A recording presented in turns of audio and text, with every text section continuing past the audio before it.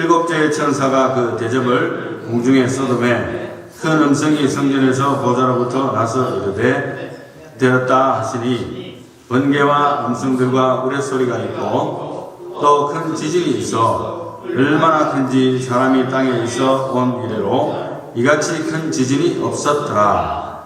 큰 성이 세 갈래로 갈라지고 만국의 성들도 무너지니 큰 성 바벨론이 하나님 앞에 기억하신 바 되어 그의 맹렬한 진노의 포도주잔을 받으매 각 섬도 없어지고 산악도 간데 없더라. 또 무게가 한 달란트나 되는 큰 우박이 하늘로부터 사람들에게 내리매 사람들이 그 우박의 재앙 때문에 하나님을 비방하니 그 재앙이 심히 금이더라. 아멘. 네, 지난번에 저희가 했던 걸 간단하게 짚고 넘어간다면 처음에 이 요한계시록은 교차 대구법인 구조가 되어서 카이아스틱 스트럭처라 해가지고 앞쪽과 뒤쪽이 같은 내용을 반복적으로 이야기하면서 이야기하고 있다고 했죠. 그리고 그 다음에 시밀러, 그러니까 완전히 같지는 않지만 비슷한 내용입니다. 그래서 7교회와 새 예루살렘이 이제 비교적으로 나오는데 첫 부분과 마지막 부분이죠. 1장에서 3장 그리고 21장, 22장인데 여기서 이제 그리스도께서 여러 도시에서 싸우는 교회들을 공부하시는 내용이 나오고 그리고 평화 중에 한 도성에 모인 교회들에게 보상하시는 내용들이 나오는 내용들을 이미 다뤘어요. 그 다음에 이제 다룬 교차 대구법은 조금 이제 끝에서 이제 안쪽으로 좀 더 들어옵니다. 좀 더 들어와서 4장에서 8장은 7인에 대해서 나옵니다. 7인에 대해서 나오고 그리고 19장에서 21장까지의 내용에 천년기에 대한 그 대조적인 내용으로 볼 수가 있습니다. 그래서 밑에 쭉 설명했는 것을 제가 생략하겠습니다. 이미 했기 때문에. 그래서 들어오면서 또 교차 대구적인 모습을 보이고 있고 시밀러, 비슷한 내용들이 전개가 되고 있어요. 비교할 수 있도록. 그 다음에 이제 7인의 첫 번째, 두 번째, 세 번째, 네 번째는 결국 뭡니까? 네 말들이죠. 네 Four horses and seven seals. 그러니까 7인들 중에서 첫 번째, 두 번째, 세 번째, 네 번째는 네 말들에 대한 이야기가 나오고 이것들이 모두 재앙과 연결됐습니다. 인류의 재앙들과 연결됐고 심지어 화이트 홀스가 좋아 보이지만 화이트 홀스조차도 이것은 bring rapid spiritual deception이라고 해가지고 재앙의 근거를 둔 그런 말입니다.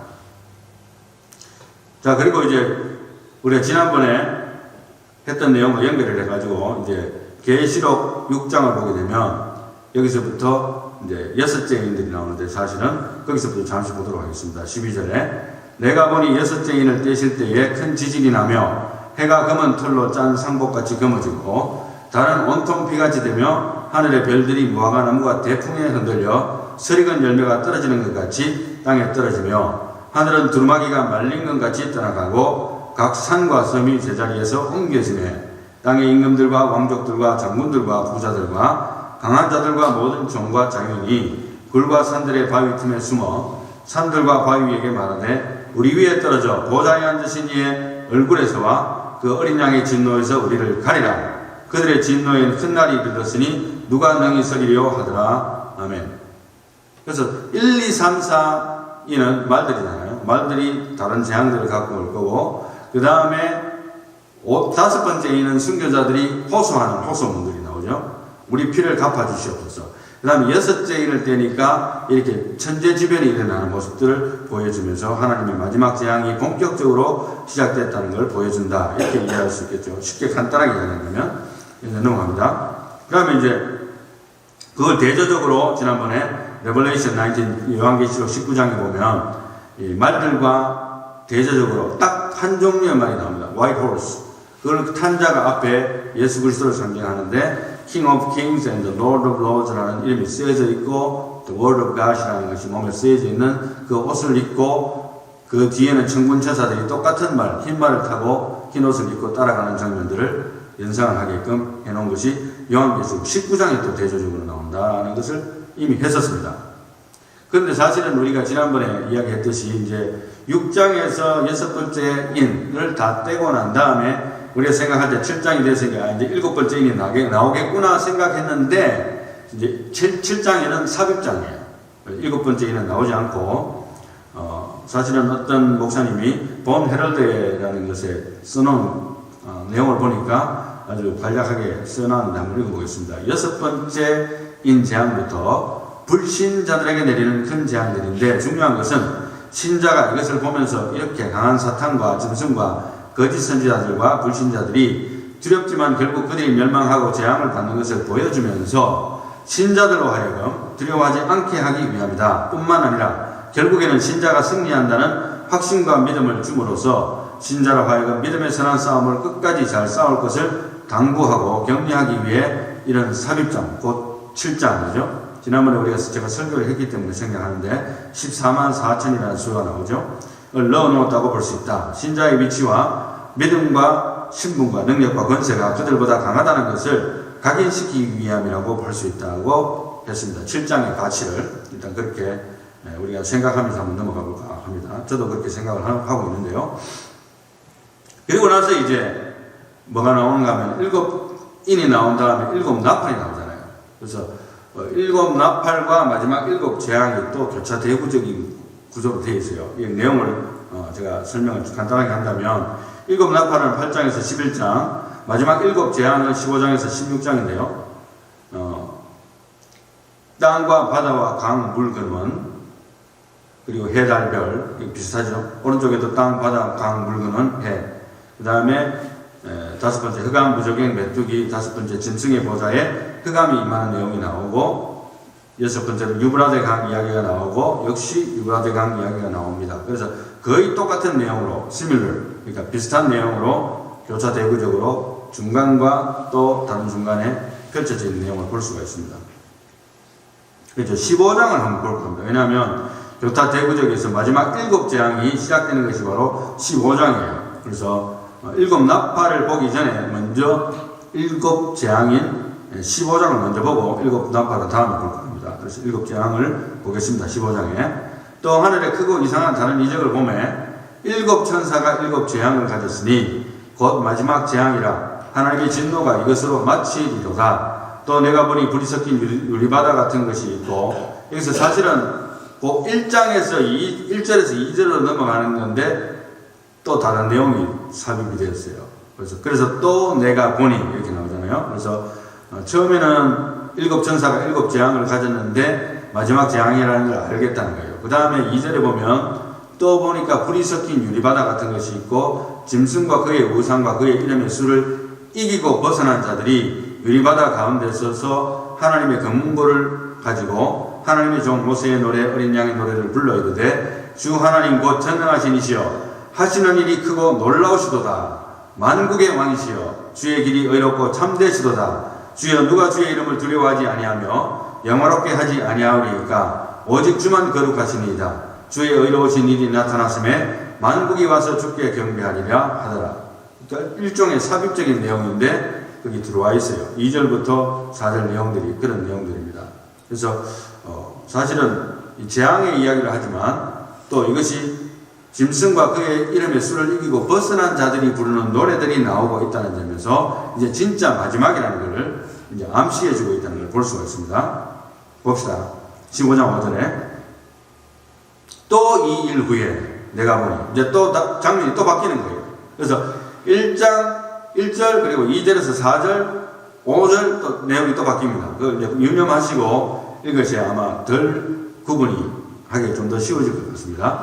5절에 또 2일 후에 내가 보니 하늘에 증거장막의 성전이 열리며 7 재앙을 가진 7 천사가 성전으로부터 나와 맑고 빛난 세마포 옷을 입고 가슴에 금띠를 띠고 네 생물 중에 하나가 영원토록 살아계신 하나님의 진노를 가득히 담은 금대접 7을 그 7 천사에게 주니, 내용이 확실히 이제 7 천사의 역할은 7 대접을 받아가지고 그것을 쏟아붓는 역할인데요. 8절에 하나님의 영광과 능력으로 말미암아 성전에 연기가 가득 차매 7 천사의 7 재앙이 마치기까지는 성전에 능히 들어갈 자가 없더라.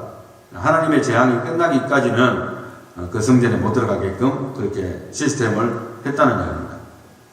그 다음에 16장에 넘어갑니다. 16장에 가서 1절에 또 내가 들으니 성전에서 큰 음성이 나서 7 천사에게 말하되 너희는 가서 하나님의 진노의 7 대접을 땅에 쏟아라 하더라. 성전에서 큰 음성이 난 거예요. 그래서 첫째 천사가 가서 그 대접을 땅에 쏟음에 짐승의 표를 받은 사람들과 그 우상에게 경배하는 자들에게 악하고 독한 종기가 나더라. 그래서 타겟이, 그러니까 쉽게 말하면 재앙의 타겟이 집중적으로 누구에게 왔느냐 하면 짐승의 표를 받은 사람들과 그 우상에게 경배하는 자들에게 왔다는 거예요.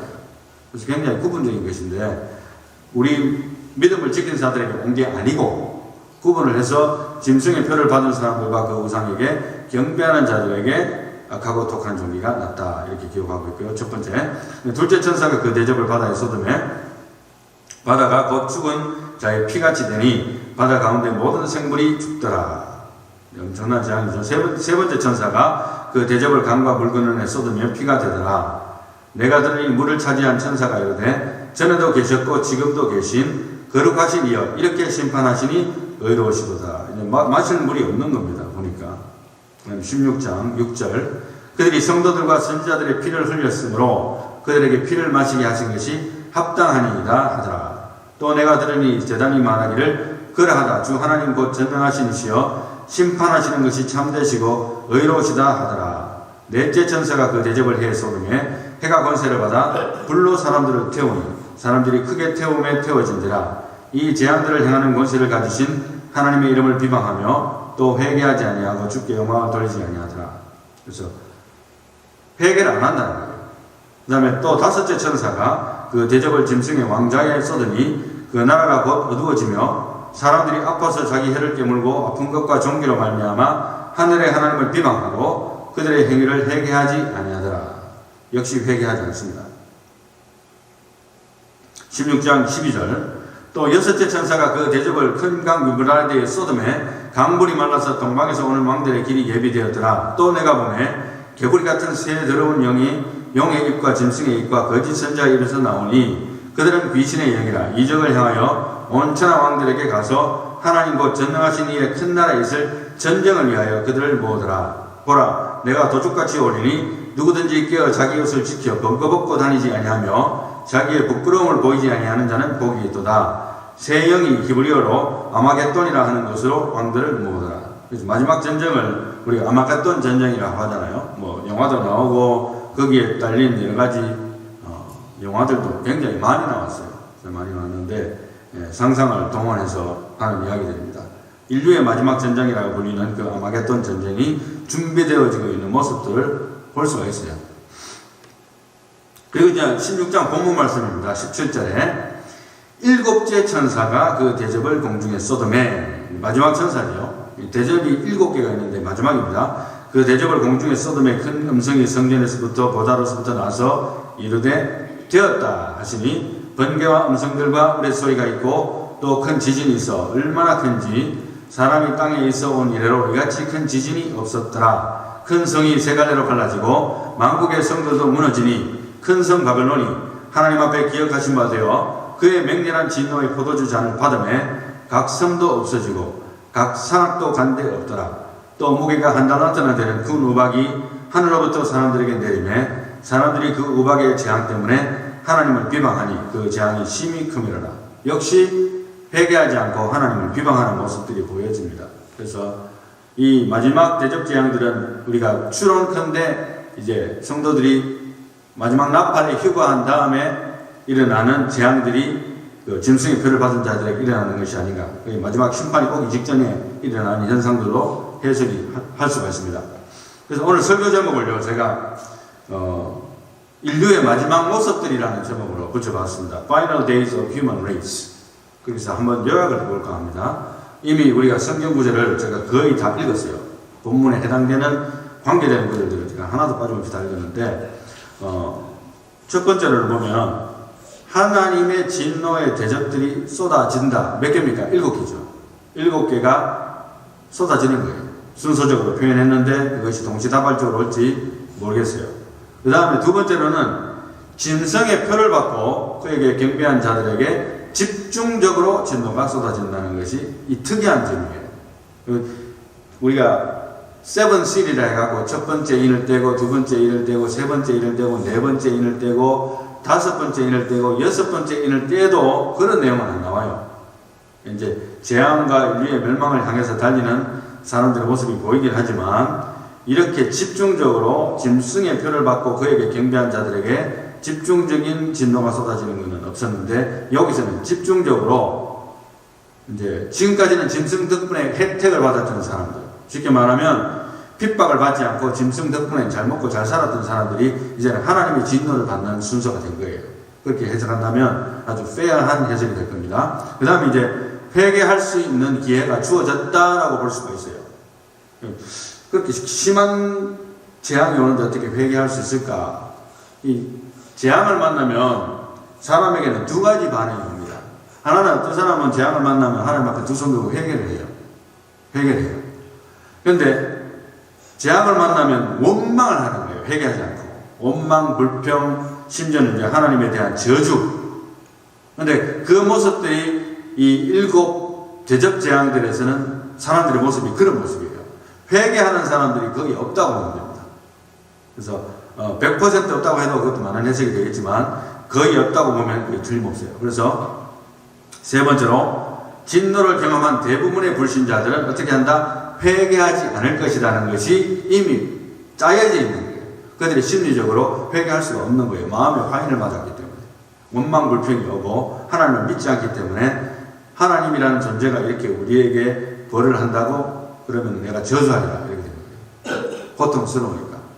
그거는 한 가지 인간들의 모습입니다. 그래서 회개하지 않는다는 것이 굉장히 중요한 포인트고요. 그 다음 네 번째는 믿는 자는 불신자들과 더불어 환난을 통과하지만 우리가 추론컨대 그래서 성경을 읽으면서 마지막 때에 이제 휴거 이야기도 나오고 여러 가지 의견이 있습니다만은 휴거가 환난 전에 온다고 믿는 것은 굉장히 성경적인 서포트가 빈약합니다. 거의 없어요.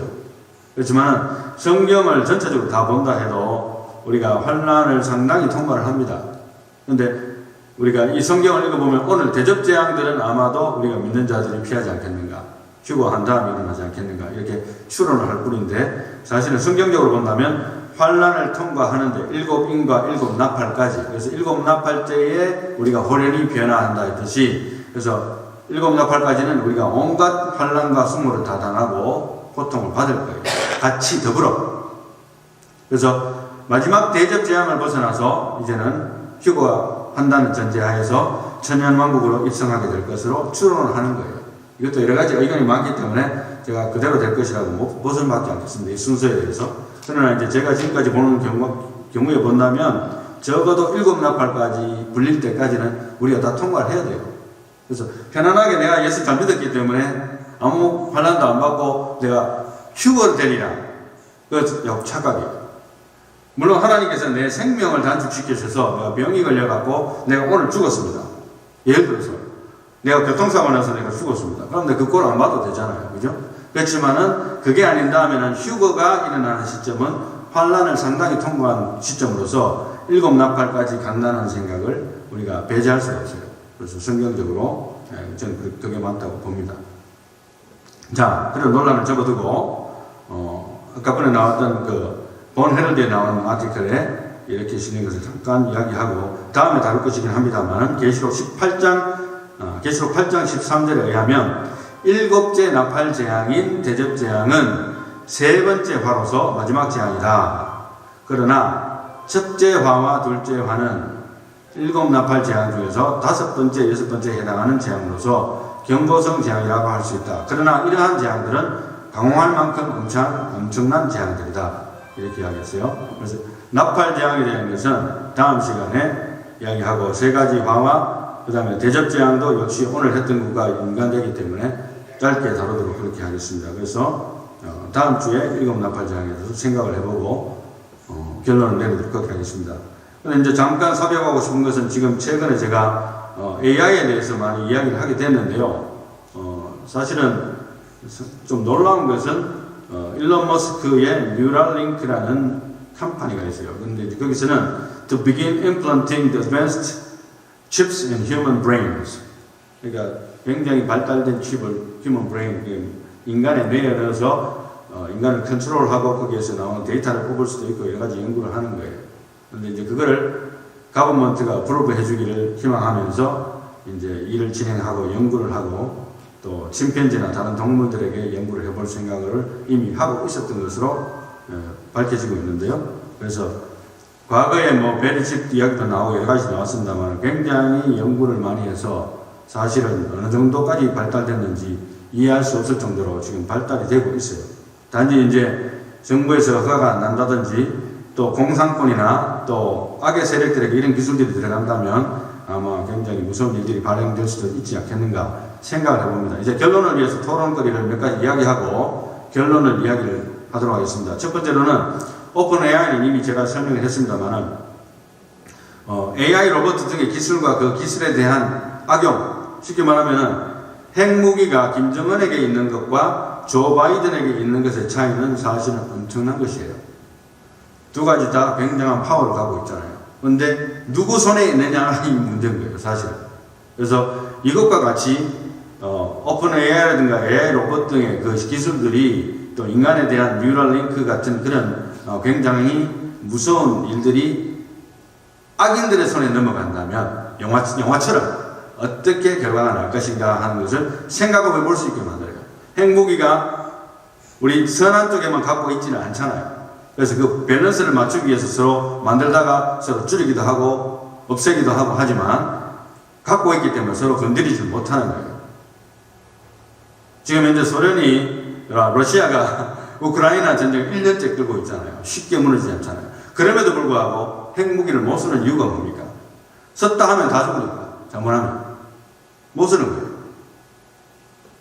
그만큼 강력한 무기가 있는 거예요. 지금 현재 이미 AI도 그와 같이 앞으로 인류에게 큰 염려거리가 될 것으로 많은 과학자들이 이야기하고 있고 AI에 대한 규제가 세계적으로 컨트롤이에요. 우리가 어떤 규제를 하기 전에 이미 테크놀로지는 저 멀리 가 있는 거예요. 그것을 규제하기에는 이미 too late.